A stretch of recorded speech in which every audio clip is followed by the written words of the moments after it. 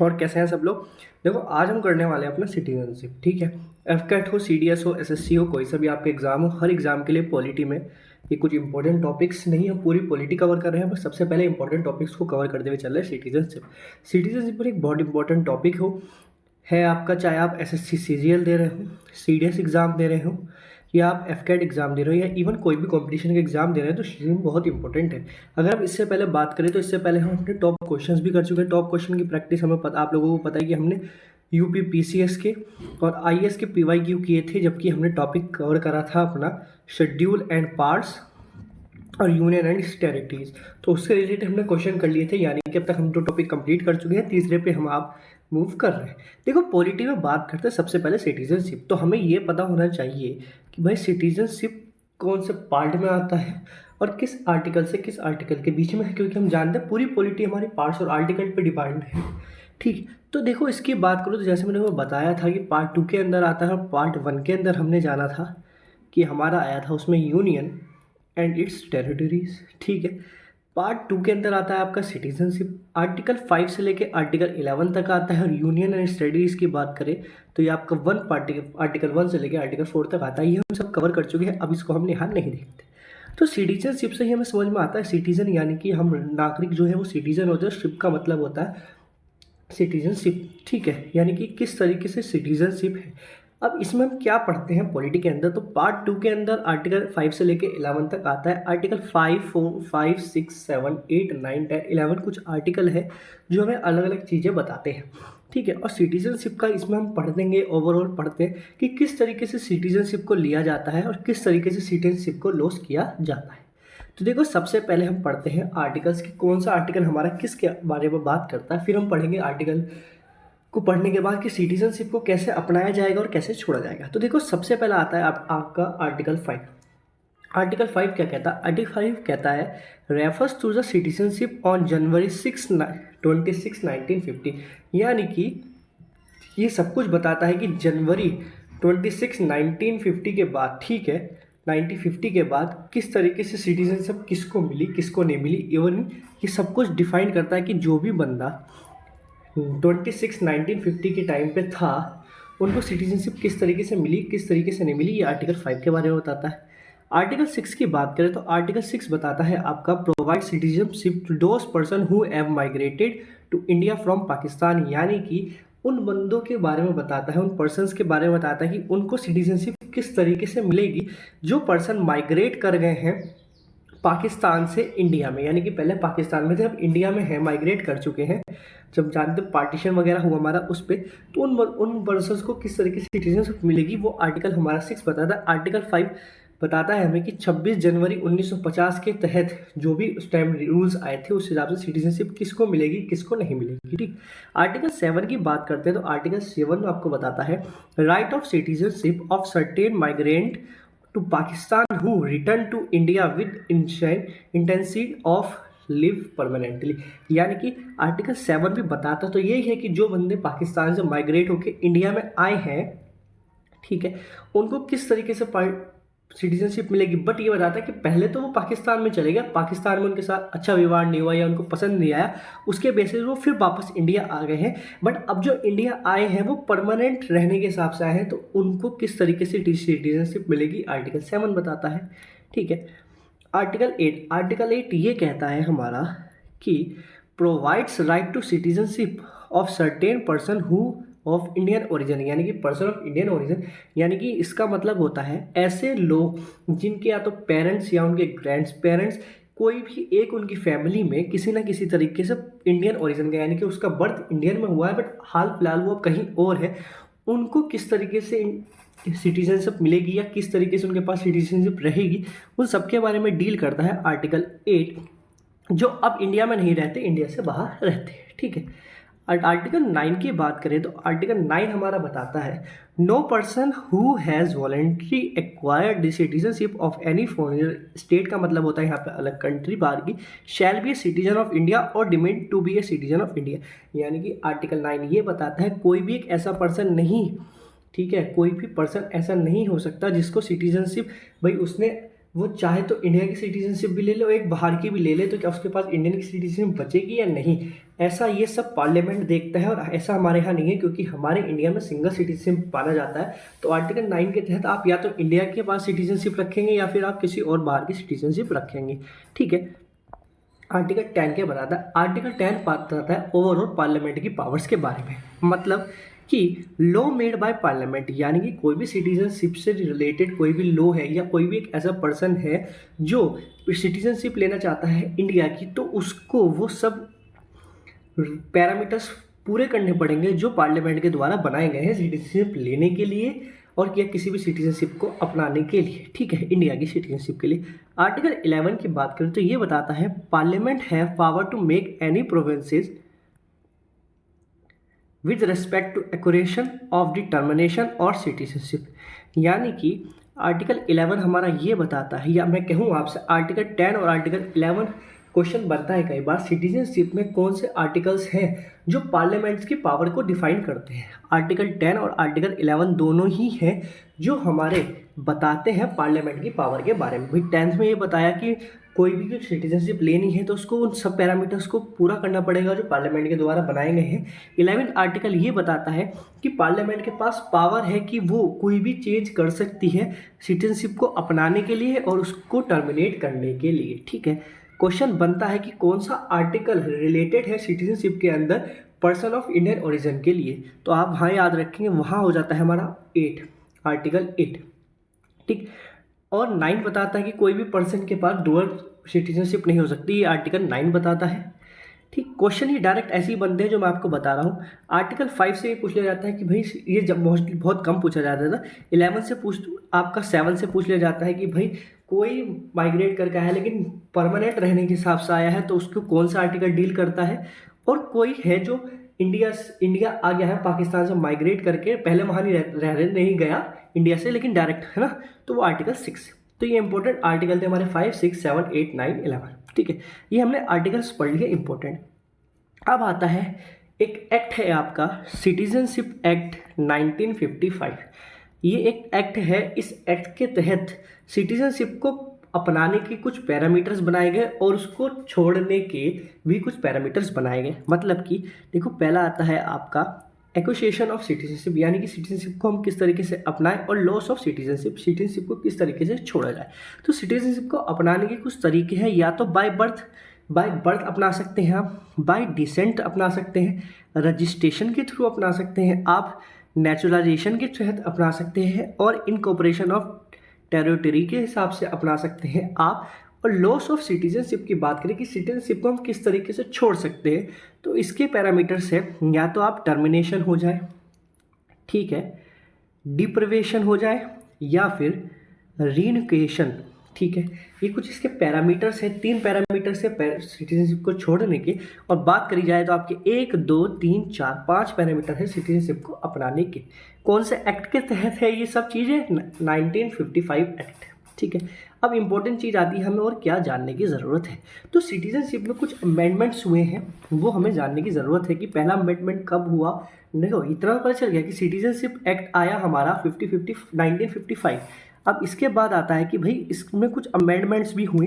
तो याद रखेंगे, जब ये एक्ट आया तो उसके बाद पहला अमेंडमेंट हुआ आपका 1986 में सिटीजनशिप के अंदर, दूसरा अमेंडमेंट हुआ आपका 1992 में, फिर हुआ आपका 103, और कई बार इसको 104 भी कह दिया जाता है, और फिर अमेंडमेंट हुआ आपका 9 यानी कि 2005 में। सिटीजनशिप अमेंडमेंट एक्ट हुए, ये सब पहला एक्ट ये हुआ, फिर ये एक्ट आया, फिर ये आया, फिर ये आया, फिर ये आया। तो याद रखेंगे, पहला एक्ट हमारा ये आया, उसके बाद अमेंडमेंट एक्ट्स आते गए आपके कौन कौन से, भाई 1986 में आया, 1992 में आया, 2003 में आया, और 2005 में आया, ठीक है। अब हम समझने वाले हैं सिटीजनशिप को किस तरीके से अपनाया जाता है। पहला आता है बाय बर्थ, कि बाय बर्थ सिटीजनशिप को किस तरीके से हम एक्वायर कर सकते हैं।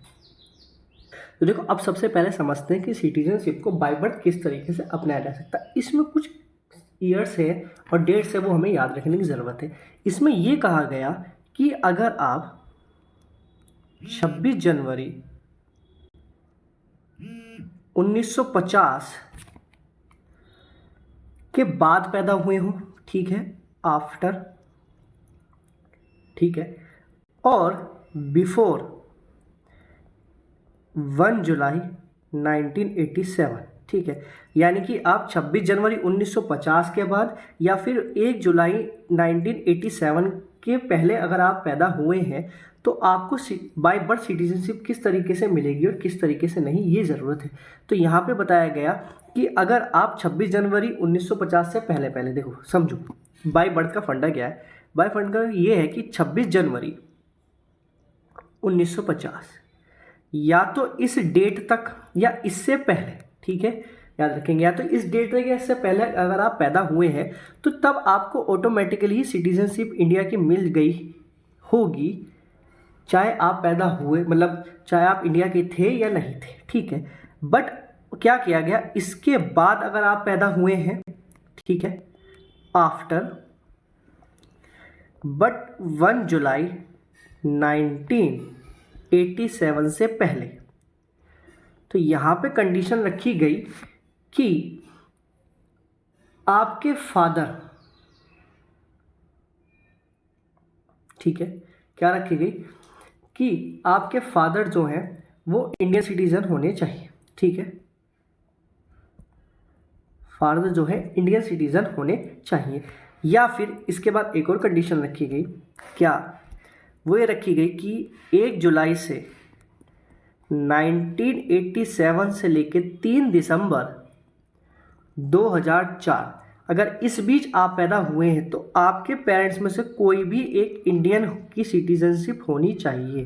पेरेंट्स के पास इंडियन सिटीजनशिप होनी चाहिए, किनके पास, पेरेंट्स के पास, तो आप इंडिया की सिटीजनशिप बाय बर्थ आपको मिल सकती है। बट एक कंडीशन रखी गई है हाल फिलहाल कि अगर आप 3 दिसंबर 2004 से लेके अब कभी भी पैदा हुए हैं हाल फिलहाल, तो बोथ ऑफ पेरेंट्स, कोई से भी पेरेंट्स के पास इंडियन सिटीजनशिप हो आपके, और एक जो है, देखो दोबारा समझो कि बाय बर्थ में हमने क्या क्या समझा क्या क्या नहीं। हमने ये समझा कि अगर आप 26 जनवरी 1950 से पहला पैदा हुए थे, ठीक है, तो आपको ऑटोमेटिकली इंडिया की सिटीजनशिप मिल गई होगी।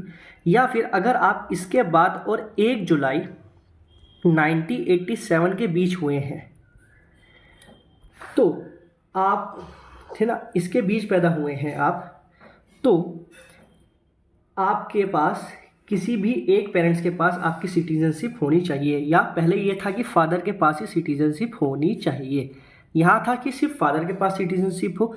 उसके बाद बात गई कि आपकी यहाँ से लेके 3 दिसंबर 2003 तक पैदा हुए हैं आप, इस बीच पैदा होते हैं आप, तो किसी भी पेरेंट्स के पास आपकी सिटीजनशिप हो, नो प्रॉब्लम, कोई प्रॉब्लम की बात नहीं है। अभी तक बाय बर्थ में आपने 3 मैटर समझे, क्या कि भाई या तो आप इससे पहले पैदा हुए हो, ठीक है, तो ऑटोमेटिकली आपको सिटीजनशिप मिल जाएगी, और अगर आप इन दोनों के बीच में पैदा हुए तो आपके पास फादर के पास सिटीजनशिप होनी चाहिए, और आप यहाँ इस बीच एरिया में पैदा हुए हैं तो किसी भी एक पेरेंट्स के पास सिटीजनशिप हो तो भी चलेगा।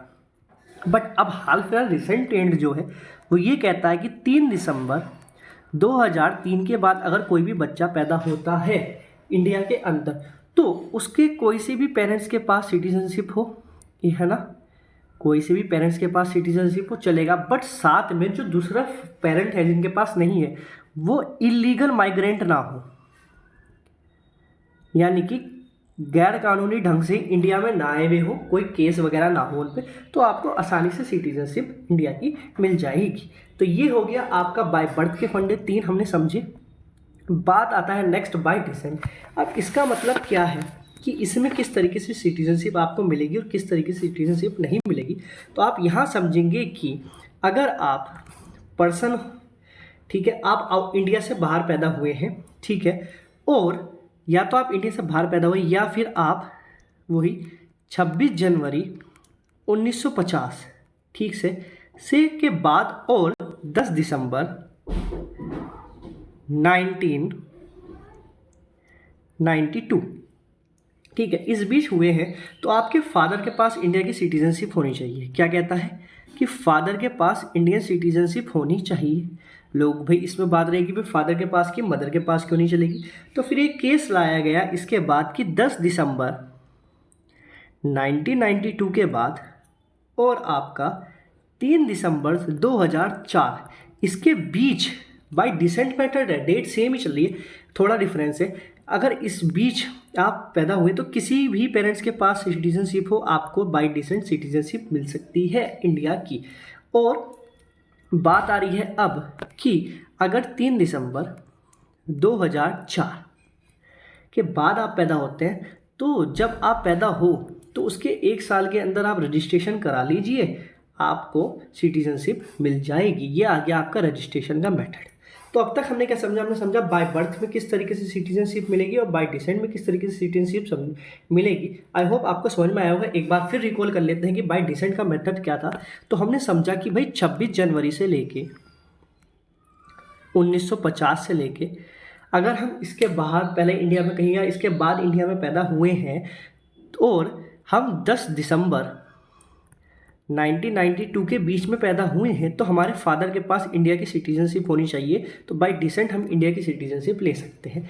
फिर आया कि अगर 10 दिसंबर से लेकर 1992 के बाद और हम 3 दिसंबर 2004 के बीच पैदा होते हैं, ठीक है, या इस बीच हमें इंडिया की सिटीजनशिप लेनी है बाय डिसेंट मेथड से, तो हम किस तरीके से लेंगे। तो उन्होंने कहा किसी भी अगर आपके किसी भी एक पेरेंट्स के पास है सिटीजनशिप तो आपको आसानी से सिटीजनशिप मिल जाएगी, ठीक है। तो इसमें 2 आए, बाय बर्थ में हमने बहुत सारे पढ़े। नेक्स्ट आता है बाय रजिस्ट्रेशन। तो रजिस्ट्रेशन मैंने क्या बताया कि जब आप पैदा हुए उसके 1 साल के अंदर विद इन 12 मंथ्स, है ना, या ईयर कह सकते हैं, आप किसी भी मेन ऑर्गेनाइजेशन पर रजिस्ट्रेशन करा लीजिए। तो बाय रजिस्ट्रेशन आपको रजिस्ट्रेशन के थ्रू आपको सिटीजनशिप मिल जाएगी। बट इसमें इतना ही केस नहीं था, इसमें और इम्पोर्टेंट केस भी है कि सिटीजनशिप पाने के क्यों, क्योंकि बाय रजिस्ट्रेशन मेथड हुआ है कोई बच्चा पैदा हुआ उसके लिए। बट अगर आप मान लीजिए पर्सन ऑफ इंडियन ओरिजिन है तो किस तरीके से सिटीजन बाय रजिस्ट्रेशन के थ्रू सिटीजनशिप मिलेगी आपको। तो ये सब हमें समझने की ज़रूरत है। तो चलो हम इन सबको समझते हैं कि भाई इसमें हमें किस तरीके से सिटीजनशिप मिलेगी बाय रजिस्ट्रेशन और किस तरीके से नहीं मिल पाएगी। तो आप समझेंगे कि बाय रजिस्ट्रेशन की बात करूं तो रजिस्ट्रेशन के लिए आप समझेंगे कि सबसे पहले अगर आप पर्सन ऑफ इंडियन ओरिजिन हैं तो आपको, और आप 7 साल से इंडिया से बाहर हैं तो आपको कम से कम 7, मतलब आप इंडिया से बाहर रहते थे लेकिन अब आपको अगर इंडिया की सिटीजनशिप चाहिए और पर्सन ऑफ इंडियन ओरिजिन है, यानी कि आपका कोई भी पेरेंट्स या आपके ग्रैंड पेरेंट इंडिया में कभी ना कहीं उनके पास कभी ना कभी इंडिया का पासपोर्ट रहा हो, तो आपको इंडिया की सिटीजनशिप लेने के लिए रजिस्ट्रेशन के थ्रू आपको 7 साल तक इंडिया में रहना पड़ेगा कम से कम। पहला पॉइंट ये आता है। दूसरे पॉइंट की बात आती है कि अगर आप कोई बाहर के हैं और आप किसी इंडियन से शादी करते हैं तो आपको किस तरीके से इंडिया की सिटीजनशिप मिलेगी। तो आप याद रखेंगे, आप मैरिड कर रहे हैं किसी इंडियन लेडी से तो सबसे पहले तो उस लेडी के पास इंडिया की सिटीजनशिप होनी चाहिए और साथ ही में आपको शादी के बाद 7 साल तक रहना पड़ेगा, फिर आप उसके लिए अप्लाई कर पाएंगे, ठीक है। या अप्लाई करने के 7 साल बाद तक आपको रहना पड़ेगा, तब जाके आपको इंडिया की सिटीजनशिप मिलेगी बाय रजिस्ट्रेशन। एक मेथड आता है कि कोई बच्चा बाहर पैदा हुआ है, मान लीजिए कोई बच्चा आपका यूके में पैदा होता है लेकिन उसके जो पेरेंट्स हैं उनके पास चाहे तो दोनों के पास सिटीजनशिप रही हो इंडिया की, बट वो अब वहाँ चले गए तो अब उनके पास दूसरी इसकी सिटीजनशिप रही, बट उनके पास कभी ना कभी इंडिया का पासपोर्ट रहा है और मान लीजिए वो चाहते हैं कि उनका बच्चे को जो है इंडिया की सिटीजनशिप मिले। तो जब बच्चा अभी माइनर है बच्चा, ठीक है, जब बच्चा बड़ा हो जाएगा ना, जैसे ही वो 18 साल का होगा तो उसको ऑटोमेटिकली इंडिया की सिटीजनशिप मिल जाएगी अगर वो चाहता होगा तो रजिस्ट्रेशन करने के बाद, ठीक है। फिर आता है अगर कोई person full age whose parents are registered citizen, यानी कि कोई भी, ये फुल एज वाला आता है कि कोई भी बंदा फुल एज है तो किस तरीके से मिलेगा और किस तरीके से नहीं। तो ये हमने समझ लिया बाय रजिस्ट्रेशन, बाय डिसेंट और बाय बर्थ। अब हम समझने वाले हैं बाय न्यूट्रलाइजेशन। नेचुरलाइजेशन का मतलब है कि हम इसको किस तरीके से अपनाएंगे। तो इसके लिए प्रोसेस जो है वो प्रोसेस ये कहता है कि आपको जब भी सिटीजनशिप मिलेगी, क्योंकि आप इंडिया के नागरिक नहीं हैं, आप किसी बाहर स्टेट के हैं, तो इसके लिए कम से कम आपका 15 ईयर्स का रिकॉर्ड देखा जाएगा कि आप पे कोई केस वगैरह तो नहीं है, आपका क्या बिहेवियर था क्या नहीं। तो 15 ईयर्स का बैक आपका रिजल्ट जो है आपका रिकॉर्ड देखा जाता है और साथ में आपको जब अप्लाई करेंगे उसके 1 साल तक या 12 मंथ तक आपको वहाँ इंडिया में ही रहना पड़ेगा, ठीक है। और साथ ही में जब ये तभी अप्लाई कर सकते हैं जब आपको 11 साल हो चुके हों यहाँ इंडिया में रहते रहते। ओवरऑल 12 ईयर्स रहना पड़ता है, क्योंकि 1 साल अप्लाई के बाद रहना पड़ता है, ठीक है। और ये एक कंडीशन ये है कि आपको जो 8 लैंग्वेज है हमारी,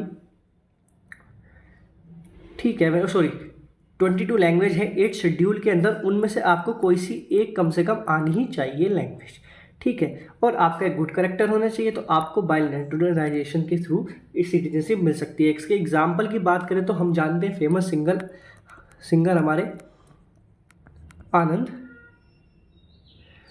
ठीक है, सॉरी अदनान अंसारी, ठीक है। तो उनको जो है ये सिटीजनशिप इसी तरीके से मिले, क्योंकि भाई 15 ईयर्स का रिकॉर्ड देखा जाता है क्या बिहेवियर है क्या नहीं। आपको 12 मंथ पहले अप्लाई करना पड़ता है, ठीक है, रहने के बाद, यानी कि अप्लाई करने के बाद आप 12 महीने तक इंडिया में रहेंगे और 11 साल आपको कम से कम इंडिया में रहना पड़ेगा, तभी आप इसके लिए अप्लाई कर सकते हैं।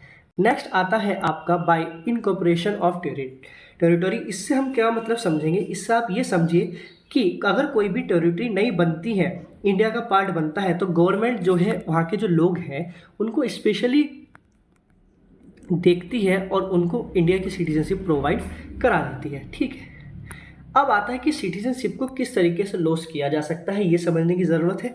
आई होप अब तक जितना मैंने समझा है आपको सब अच्छे से समझ में आया होगा। अगर कोई डाउट है तो आप कमेंट में पूछ सकते हैं, उसको नेक्स्ट वीडियो में हम कवर कर लेंगे, ठीक है। अब हमें समझना है कि सिटीजनशिप को किस तरीके से छोड़ा जा सकता है। तो मैंने आपको बताया था सिटीजनशिप को छोड़ने के 3 तरीके हैं, या तो आप टर्मिनेशन हो जाए, ठीक है, या फिर आपका डिप्रोवेशन हो जाए, या फिर आप उसको अप्लाई कर छोड़ा जा सकता है रिकॉग्निशन की वजह से। अब समझने की ज़रूरत है कि भाई इनको किस तरीके से। तो पहले आप समझिए कि अगर कोई वॉन्टली एक्ट करे सिटीजनशिप छोड़ने के लिए, ठीक है, when a person is holding citizenship of India along with some another country, क्योंकि हम जानते हैं इंडिया के अंदर सिंगल सिटीजनशिप है ना।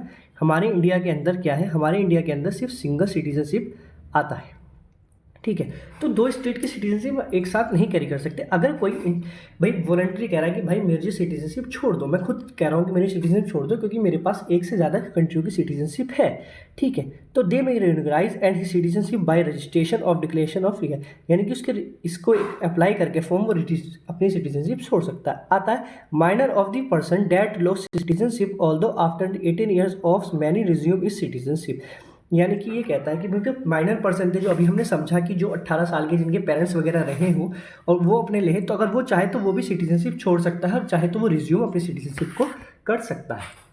आता है नेक्स्ट बाय टर्मिनेशन।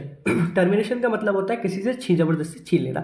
ये तब होता है it take place as soon as any citizenship of India voluntary acquire the citizenship of another country, यानी कि कोई भी वॉलंटरी किसी भी अलग कंट्री की सिटीजनशिप को एक्वायर करता है तो जस्ट से जस्ट उससे सिटीजनशिप छीन ली जाती है इंडिया की, क्योंकि इंडिया की 2 कंट्री किसी अदर कंट्री के साथ सिटीजनशिप नहीं रह सकती। सबसे इंपॉर्टेंट आता है ये, इसमें क्या है, ये है it is the compulsory termination of Indian citizenship by government of India, यानी कि परमानेंट टर्मिनेशन होता है सिटीजनशिप का। क्यों, इसमें क्या होता है, ये तब छीनी जाती है या तो किसी ने किसी भी तरीके से कोई भी डिसलॉयल हो या डिसअफेक्टेड टूवर्ड्स द इंडियन कॉन्स्टिट्यूशन, यानी कि जो हमारा इंडिया का संविधान है उसका कोई भी डिसअफेक्ट करे या फिर उसके प्रति कोई भी लॉयल ना रहे, तो तब उससे छीनी जा सकती है, ठीक है।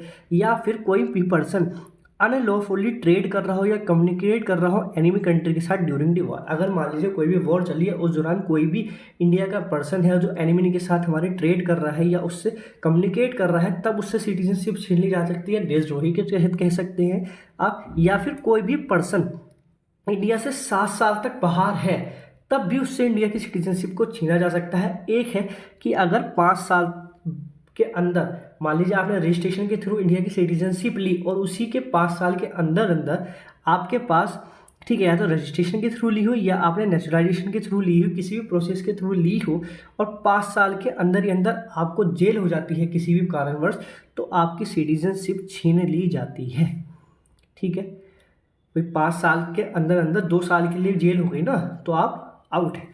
तो क्या समझे हम सिटीजनशिप, भाई पहले हमने समझा कि कोई भी वॉलंटरी कह रहा है कि भाई मेरे पास 2 सिटीजनशिप है, या उन्हें रजिस्ट्रेशन के थ्रू पता चला कि उसके पास दूसरी सिटीजनशिप है, तो वो ये डिक्लेयर करता है तो उसकी सिटीजनशिप छीन ली जाती है।